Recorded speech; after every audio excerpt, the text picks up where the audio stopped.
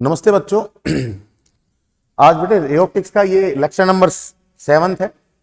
तो इसमें स्टार्ट करते हैं बेटे। आपके पास जो रिफ्रैक्शन होगा आपके पास स्फेरिकल सरफेस से, उसकी कंडीशन क्या है, और जो बेटे कंडीशन आती है उससे हम बेटे रिफ्रैक्टिव इंडेक्स निकालते हैं लेंस का या रिफ्रैक्टिव सरफेस का, कि उस रिफ्रैक्टिव सरफेस का आपके पास जो रिफ्रैक्टिव इंडेक्स है वो आपके पास क्या है। तो अब हम पढ़ते हैं बेटे रिफ्लेक्शन फ्रॉम स्फेरिकल सरफेस। तो उससे हमारे पास रिफ्रैक्टिव इंडेक्स आप कैलकुलेट कर सकते हैं स्फेरिकल सरफेस का। तो बेटे स्टार्ट करते हैं इसमें। तो देखो बेटे, आपके पास क्या है, आपके पास बेटे एक रिफ्रैक्टिंग सरफेस है। ठीक है, रिफ्रैक्टिंग सरफेस बेटे आपके पास दो टाइप की होगी, या तो कॉनकेव या कॉन्वेक्स। तो हम लेकर चल रहे बेटे कॉनकेव। तो कॉनकेव लेकर चलें पहले आप। तो बेटे आप डायग्राम पर फोकस करें, डायग्राम का ही खेल है सारा इस टॉपिक में। तो सबसे पहले डायग्राम को नोटिस करें कि डायग्राम बन कैसे रहा है, फिर हम कैलकुलेशन पर आते हैं। तो डायग्राम क्या है बेटे, देखिए मेरे पास ये कॉनकेव रिफ्रैक्टिंग सरफेस है इस टाइप की। मेरे पास ये कॉनकेव, थोड़ा दोबारा बनाते हैं इसको। मेरे पास क्या है बेटे, कॉनकेव, ये इस टाइप से रही, ये बड़ी बनानी। तो बेटा आपके पास ये कॉनकेव हो गई। अब मैं इसकी प्रिंसिपल एक्सिस बनाता हूं। ये इसकी प्रिंसिपल एक्सिस है, ये इसकी प्रिंसिपल एक्सिस है, ये प्रिंसिपल एक्सिस है। ठीक है, ये जो आपके पास बेटे कॉनकेव रिफ्रैक्टिंग सरफेस है, इसका आप नाम दे दीजिए। मैं नाम देकर चलूं तो बेटा आपके पास ये एक्स, ये पी और ये वाई, ये आपके पास कॉनकेव रिफ्रैक्टिंग सरफेस है। ये इसकी प्रिंसिपल एक्सिस है। तो बेटे जो प्रिंसिपल एक्सिस है, इसकी प्रिंसिपल एक्सिस पर हमने बेटे कोई ऑब्जेक्ट मान लिया। ये आपके पास कोई भी ऑब्जेक्ट है, ये रहा कोई ऑब्जेक्ट। ठीक है, ऑब्जेक्ट है, इसका नाम दे दीजिए आप ओ। ये आपके पास कोई ऑब्जेक्ट है ओ। अब इस ऑब्जेक्ट से बेटे क्या होगी, लाइट रे इंसिडेंट होगी इस रिफ्रैक्टिंग सरफेस पर। तो एक लाइट रे बेटे आपके पास ऐसे गई, इस पर इंसिडेंट हुई। ठीक है, तो जैसी बेटे लाइट इंसिडेंट हुई तो बेटे आपके पास ये, तो आपके पास क्या है, रेयर मीडियम, और ये क्या है, डेंसर मीडियम, रिफ्लेक्टिंग सरफेस वाली। तो लाइट रे बेटे जब भी आपके पास क्या होगी, रेयर से डेंसर जाएगी, तो वो नॉर्मल की साइड बेंड होगी। तो हम नॉर्मल की साइड इसको बेंड कर देंगे। अब देखिए आपके पास है क्या, जब ये नॉर्मल की साइड बेंड होगी तो मुझे नॉर्मल भी शो करना पड़ेगा। तो बेटे इस रिफ्लेक्टिंग सरफेस पर कौन सी लाइन नॉर्मल होगी, तो बेटे वो लाइन नॉर्मल होगी जो सेंटर से पास होती है। नॉर्मल मतलब परपेंडिकुलर। तो इस रिफ्लेक्टिंग सरफेस पर कौन सी लाइन परपेंडिकुलर होगी, जो इसके सेंटर से पास होगी। तो मैं एक बेटे यहां पर ड्रॉ कर देता हूं अलग कलर से। तो बेटे मैंने क्या किया, एक नॉर्मल ड्रॉ कर दिया, एक नॉर्मल ड्रॉ कर दिया, ये देखिए। और जो नॉर्मल है आपके पास, तो कहां से पास होगा, सेंटर से। तो मैं एक नॉर्मल ड्रॉ कर देता हूं, ये आपके पास नॉर्मल रहा, ये आपके पास नॉर्मल है। और मुझे बेटे डायग्राम बनाना है, रिफ्लेक्टिंग होगी, इसको पीछे की साइड बढ़ाएंगे। तो नॉर्मल कुछ इस टाइप से बना देता हूं बेटे, ये आपके पास नॉर्मल है,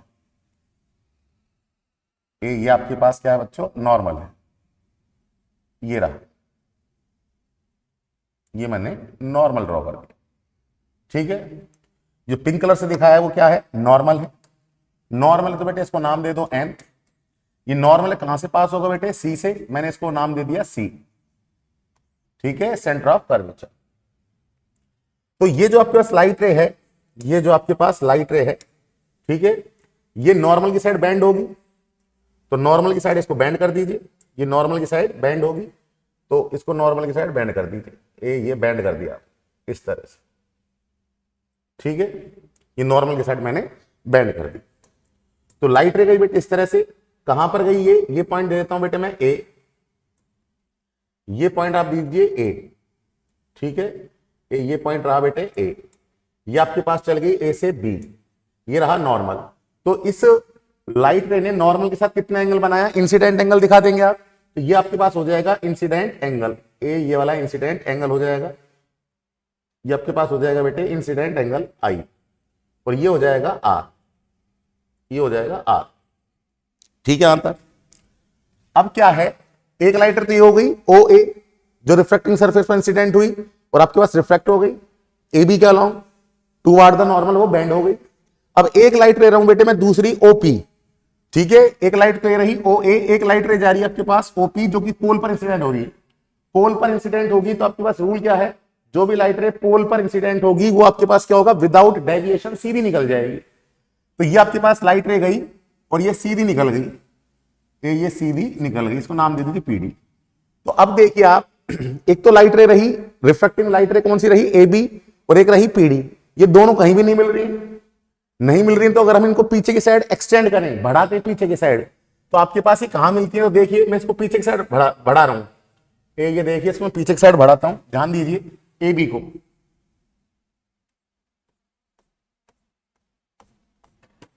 ये पीछे की साइड मैंने बढ़ा दी इसको, ये रही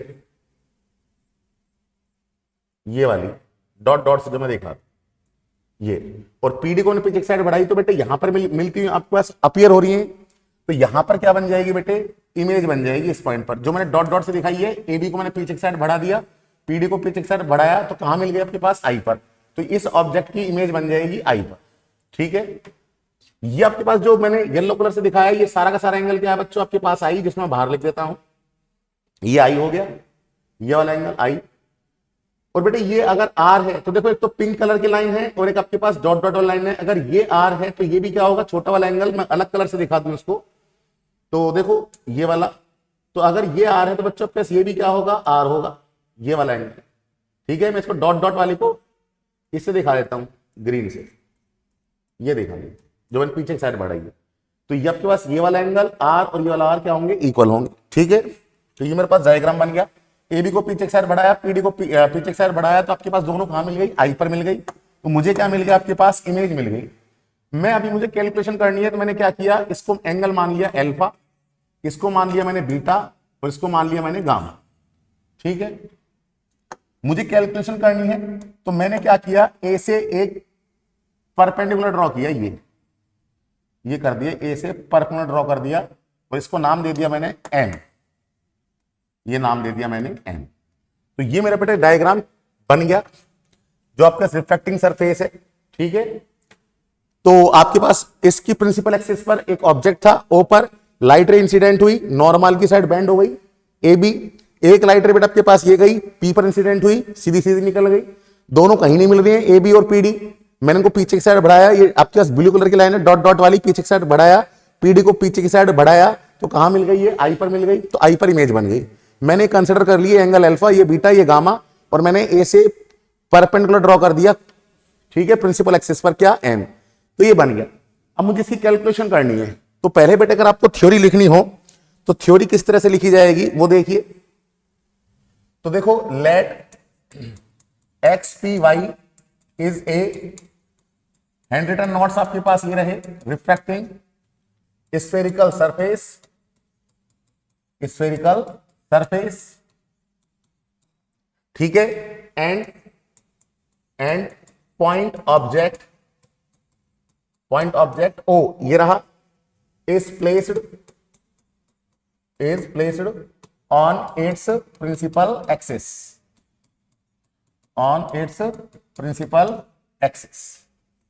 ये रही आपके पास। ठीक है,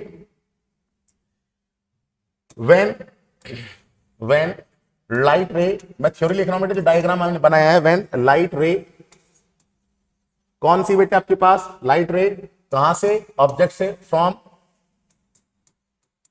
point object O, when light ray, और कौन सी है बेटा प्लस ओ ए, तो मैं यहां चेंज कर देता हूं ओ ए, when light ray O A from point object O is incident on refracting surface, then after refraction light ray bend toward the normal,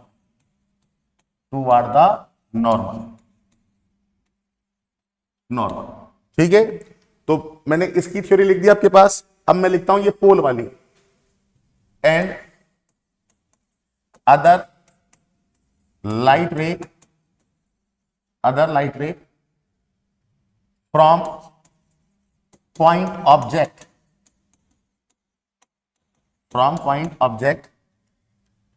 is incident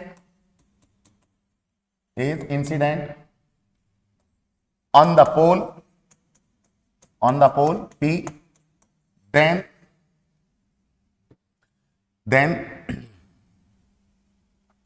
then after refraction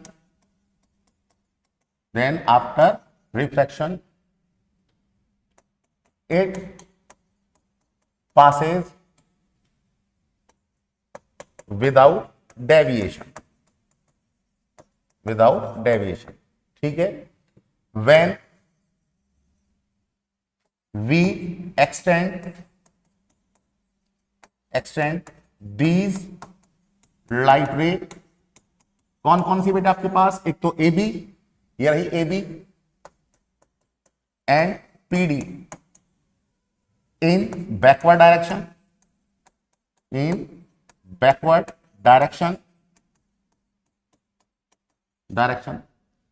then they meet at point I।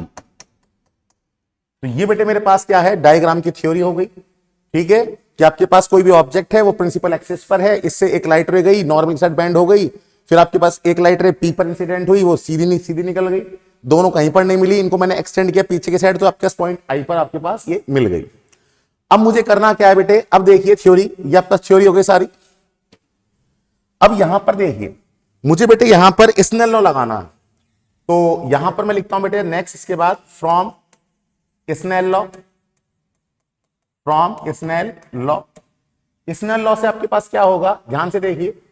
Snell law आपके पास क्या है बेटे, light रे कहां से कहां जा रही है, रेयर से डेंसर जा रही है। तो स्नेल लॉ क्या होता है, sine I upon sine R equal to कहां से कहां जा रही है, एयर से डेंसर, मतलब एयर से ग्लास।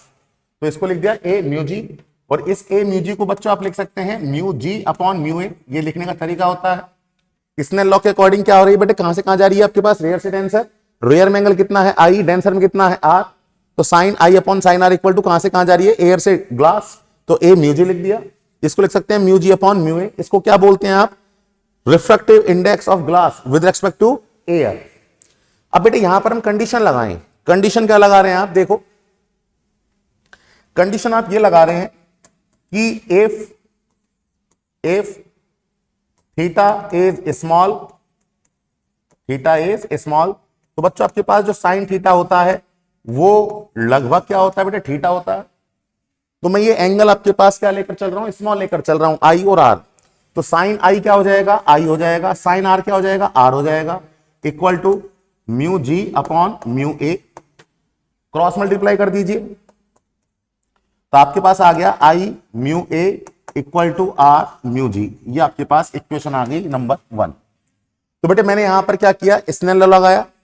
ठीक है, स्नेल लॉ लगाया तो आपके पास आ गया sine I upon sine R equal to A mu G, यहां पर आपके पास mu G upon mu A हो गया। फिर यहां पर मैंने थीटा को क्या किया, स्मॉल माना, तो साइन आई क्या हो जाएगा, आई हो जाएगा, साइन आर क्या हो जाएगा, आर हो जाएगा, mu G upon mu A, cross multiply किया तो I mu A equal to R mu G, equation number 1 आ गई। अब बेटे नेक्स्ट पेज पर चलते हैं। नेक्स्ट पेज पर तो बेटे डायग्राम मैंने इसमें बनाया हुआ है, तो मैं ये नोट्स रब करता हूं, देखो यहीं पे कैलकुलेशन करते हैं आप।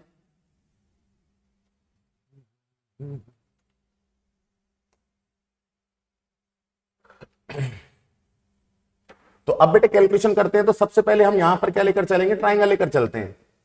ट्राइंगल कौन सा है बेटे, देखो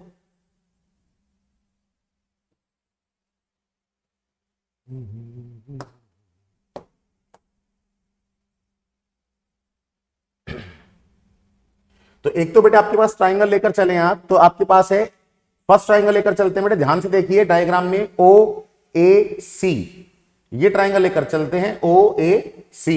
तो इसमें देखिए एक तो एंगल है अल्फा, और एक एंगल है बेटा आपके पास कौन सा, आई, और एक्सटर्नल एंगल कौन सा है बेटा आपके पास, गामा। मैं भी आपको दिखाता हूं, देखो क्या है। देखिए आपके पास क्या है, मैं ये लेकर चलूं एंगल कौन सा, ट्राइंगल लेकर चलता हूं ओ ए सी, और बेटा आपके पास रूल क्या कहता है ट्राइंगल में, अगर आपके पास दो इंटरनल एंगल का सम किसके इक्वल होता है, एक्सटर्नल एंगल के। तो मैं ट्राइंगल लेकर चलूं कौन सा, ओ ए सी, तो इसमें एक एंगल हो गया बेटा आपके पास अल्फा, और एक एंगल हो गया बेटा आपके पास ये वाला आई, ये वाला सारा, और इन दोनों के लिए एक्सटर्नल एंगल कौन सा है बेटा आपके पास, गामा। तो इन दोनों का सम किसके इक्वल होगा, गामा के इक्वल होगा।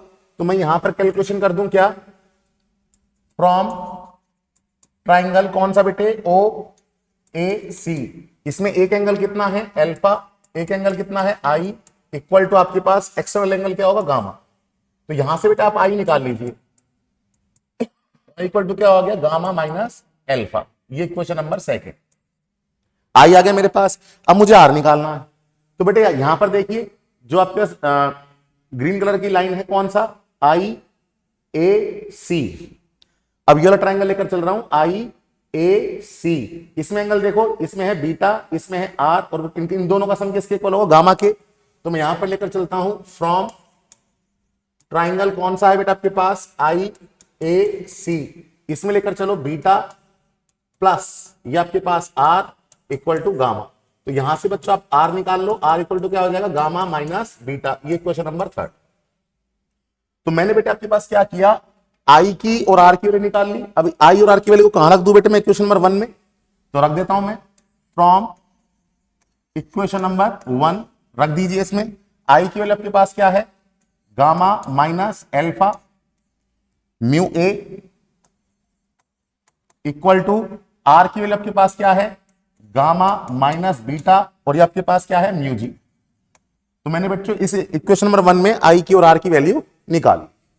अब मुझे ये अल्फा बीटा गामा निकालना है, ये आपका इक्वेशन नंबर क्या आ गई, 4th हो गई। अब अल्फा बीटा गामा निकालने के लिए मैंने क्या किया, ए से परपेंडिकुलर ड्रॉ किया। क्यों, क्योंकि बेटे मुझे साइन कॉस सेन अगर कैलकुलेशन में लगाना होगा तो बेटे आपके राइट एंगल होना चाहिए, राइट एंगल ट्राइंगल होना चाहिए। इसलिए मैंने क्या किया, ए से परपेंडिकुलर ड्रॉ किया प्रिंसिपल एक्सिस पर, कौन सा, ए एम। अब यहां पर देखिए आपके पास डायग्राम में देखो, यहां से देखिए ट्राइंगल कौन सा, ओ ए एम, इसमें अगर मैं टेन थीटा लगाऊं तो टेन अल्फा आपके पास क्या आ जाएगा, टेन अल्फा क्या होता है, परपेंडिकुलर कौन सा लगा रहा हूं, ओ ए एम में, ये परपेंडिकुलर होगा कौन सा, ए एम, ये हो गया ए एम, अपॉन बेस क्या होगा बेटे, ओ एम, ये हो गया। तो बेटे मैंने एंगल को स्मॉल लिया हुआ है, तो बेटे यहां से टेन अल्फा क्या होता है, अल्फा, अगर एंगल स्मॉल हो तो साइन थीटा क्या होता है, थीटा, टेन थीटा भी क्या होता है, थीटा होता है। तो tan alpha equal to A M upon O M, तो अल्फा इक्वल टू क्या आ गया आपके पास, A M upon O M आ गया। ऐसे बेटे बीटा निकाल लो, कौन सा ट्राइंगल लेकर चलेंगे आप, आई ए एम, तो यहां पर आप निकालें टेन बीटा, तो आपके पास क्या आ जाएगा, ए एम आ गया, और बेटे बेस क्या है आपके पास, आई एम, ये आ गया आई एम। तो इसको लिख सकता हूं मैं क्या, beta equal to A M upon I M, ये लिख सकता हूं। ऐसे ही मैं क्या कर सकता हूं, ध्यान से देखिए, ऐसे ही बेटे मैं टेन गामा लिख लूं, तो आपके पास क्या आ जाएगा, टेन गामा, गामा की तो बेटे नीड ही नहीं है क्या कहीं गामा, इसमें गामा तो है, तो टेन गामा क्या हो जाएगा आपके पास, A M upon C M, ये हो गया सी एम। एंगल स्मॉल है तो टेन गामा को मैं लिख सकता हूं, gamma equal to A M upon C M में लिख सकता हूं। तो बेटे इनकी वैल्यू रख दीजिए कहां पर, इक्वेशन नंबर 4 में, तो यहां पर रखते हैं फ्रॉम इक्वेशन नंबर 4, तो 4th में इनकी वैल्यू रख दो बेटे। तो गामा की वैल्यू क्या आपके पास, A M upon C M रख दीजिए, A M upon C M रख दी मैंने, यहां पर रख दी। अल्फा की वैल्यू क्या आपके पास, A M minus O M, A M minus O M रख दी मैंने, और ये आपके पास क्या रहा, mu A, equal to gamma की वैल्यू आपके पास क्या है, A M upon C M, A M upon C M minus beta की वैल्यू आपके पास क्या है, A M upon I M, A M upon I M, ये रहा आपके पास, और ये आपके पास क्या है बच्चों, म्यू जी। मैंने सारी वैल्यू कहां रख दी, इक्वेशन नंबर 4 में रख दी। अब आप देखिए यहां पर भी एम कॉमन आ रहा है, यहां पर भी एम कॉमन आ रहा है, तो कॉमन लेकर कट कर दीजिए। तो मैं एम कॉमन लूं, तो यहां पर आ गया 1/cm minus 1/om mu A equal to, अगर आप एम कॉमन लेकर चलेंगे तो आपके पास आ जाएगा 1/cm माइनस 1/im, और ये आपके पास आ जाएगा म्यू जी। एम से एम कैंसिल आउट, तो आपके पास क्या बचा यहां से 1/cm माइनस 1/om, और ये आपके पास रहा mu A equal to 1/cm minus 1/im, और ये आपके पास म्यू जी। अब देखो बेटे, जो आपके पास रिफ्रैक्टिंग सरफेस होती हैं उसमें सारी डिस्टेंस कहां से लेकर चलते हैं, पोल से। मेरे पास P एक भी इक्वेशन में नहीं आया P, तो मुझे P को लाना पड़ेगा। P को लाने के लिए हम क्या करेंगे, कंडीशन लगाएंगे। तो कंडीशन क्या लगा रहे हैं, for short refracting surface.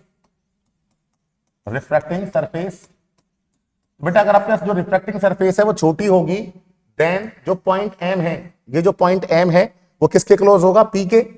Then point M is very close to point P।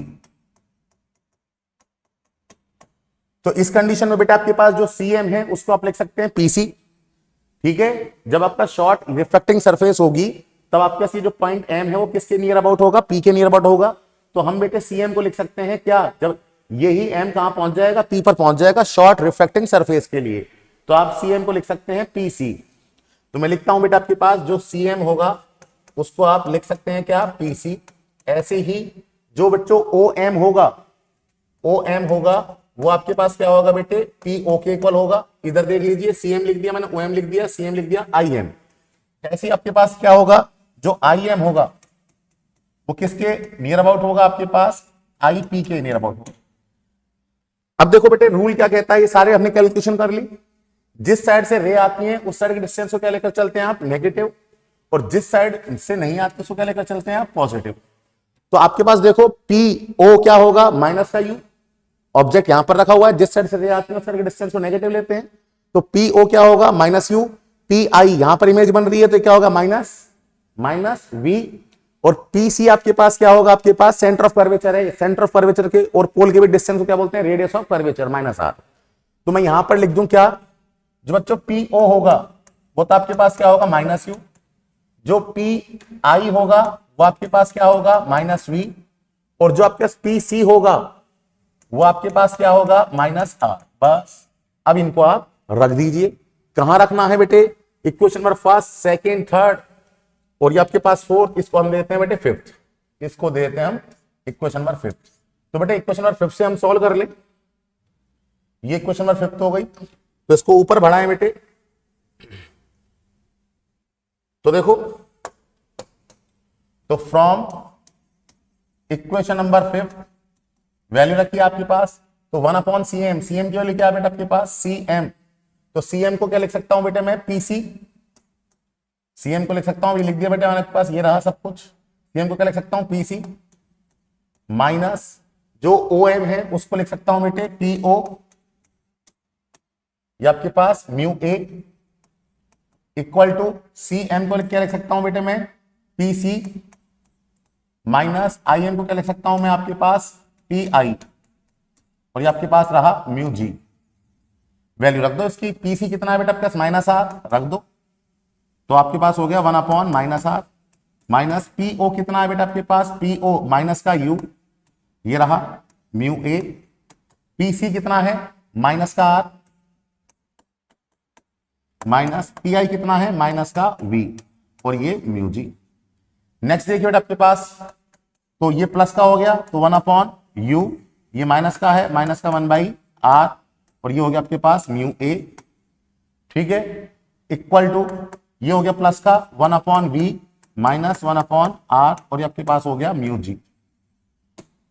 तो अब आप क्या करें, म्यू A और म्यू G को अंदर ब्रैकेट के अंदर मल्टीप्लाई कर दें, तो आपके पास आ गया mu A upon U minus mu A upon R equal to mu G को मल्टीप्लाई करो तो mu G upon V minus mu G upon R. इस आर वाले टर्म्स को बेटे एक साथ लिखो तो आपके पास क्या आगे बेटे, इस आर को उधर भेजो, इसको उधर भेजो, तो ये हो गया म्यू ए अपॉन यू, इसको उधर भेजो इस वाले को, तो माइनस का म्यू जी अपॉन वी, इसको उधर भेजिए, mu A upon R minus mu G upon R. अब बेटे करना क्या है, मुझे ये याद होना चाहिए, मैंने आपको बताया था ए म्यू जी वो क्या होता है, mu G upon mu A, इसको क्या बोलते हैं बेटे, refractive index of glass with respect to air. ठीक है, तो मैं mu G upon mu A बना लू तो मैं यहां से क्या करूं, मैं यहां से क्या कर रहा हूं बेटे, देखो ध्यान से देखना, मैं यहां से म्यू जी अपॉन म्यू ए बनाना है तो म्यू ए आप कॉमन ले लीजिए, म्यू जी अपॉन म्यू ए बनाना है तो म्यू ए कॉमन ले लिया मैंने, यहां से कॉमन ले लिया तो ये बच गया आपके पास 1 अपॉन यू माइनस ये हो गया बेटे म्यू जी अपॉन म्यू ए कॉमन ले लिया अपॉन वी। यहां से भी आप क्या करें, म्यू ए कॉमन ले लें, तो मैंने म्यू ए कॉमन ले लिया तो यहां पर क्या बच गया 1/r minus mu G upon mu A upon R. ठीक है, म्यू ए से म्यू ए आपके पास कैंसिल आउट हो गया। नेक्स्ट स्टेप पर देखिए, तो आपके पास हो गया बच्चों यहां से ये आपके पास हो गया 1 अपॉन यू, इसको क्या बोलते हैं बेटे, रिफ्रैक्टिव इंडेक्स, तो mu upon V, mu G upon mu को क्या बोलते हैं, refractive index, equal to 1 upon R minus इसको क्या बोलेंगे, म्यू अपॉन आर। मैं आपको साइड में लिख देता हूं, म्यू किसको बोल रहे हैं, mu G upon mu A, मतलब ग्लास का refractive index with respect to air. तो इसको बेटे पहले लिख लू मैं, तो ये हो गया 1 minus mu upon R equal to ये हो गया बेटे बच्चों आपके पास 1 upon U minus mu upon V हो गया। तो ये आपके पास बेटे क्या बन गया, फॉर्मूला बन गया रिफ्रैक्टिव इंडेक्स का। ठीक है, यहां पर ये अगर आप माइनस कॉमन लेना चाहें तो पहले भी लिख सकते हैं, तो ये आपके पास फॉर्मूला हो गया। तो ये आपके पास फॉर्मूला है जिसकी हेल्प से आप क्या कर सकते हैं बेटे, रिफ्रैक्टिव इंडेक्स निकाल सकते हैं स्फेरिकल रिफ्रैक्टिंग सरफेस का। तो ये आपके पास बेटे कैलकुलेशन थी। आपको मेन तो डायग्राम पर फोकस करना है कि डायग्राम क्या है। आपने कौन के स्फेरिकल आपके पास सरफेस बनाई, प्रिंसिपल एक्सिस पर ऑब्जेक्ट लिया, 2 लाइट रे आपके पास इंसिडेंट करी, एक तो ए पर और एक पी पर, दोनों कहीं नहीं मिल रही थी, पीछे की साइड मिलाई, आई पर मिल गई, फिर ये सारी बेटे कैलकुलेशन। तो आपके पास ये फॉर्मूला हो गया 1 minus mu upon R equal to 1 upon U minus mu upon V. तो इस फॉर्मूले की हेल्प से आप रिफ्रैक्टिव इंडेक्स कैलकुलेट कर सकते हैं, आपको यू वी और आर आपको पता रहेंगे। तो बेटे आपको इसमें इतना ही पढ़ना था। तो और बेटा हम स्टार्ट करेंगे आपके पास रे ऑप्टिक्स के सारे लेक्चर, डिटेल लेक्चर। तो आज के लेक्चर में बेटा हम इतना ही पढ़ते हैं। ओके बेटे।